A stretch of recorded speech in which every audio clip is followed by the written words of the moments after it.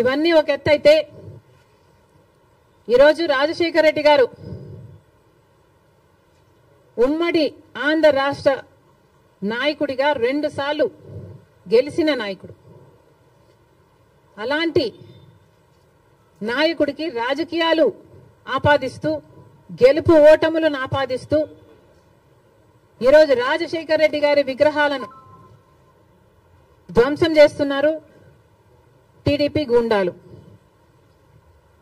ఇది ఎక్కడి న్యాయమని అడుగుతున్నాం.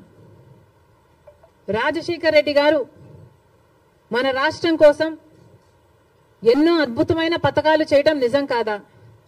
మన రాష్ట్ర ప్రజల కోసం తాను బతికినంత కాలం సేవలు చేస్తూ పోరాటాలు చేస్తూ బతకడమే కాకుండా చచ్చిపోయేటప్పుడు కూడా ఆఖరికి రచ్చబండకని వెళ్లి ప్రజల కోసం తప్పించి చనిపోయిన మాట వాస్తవం కదా?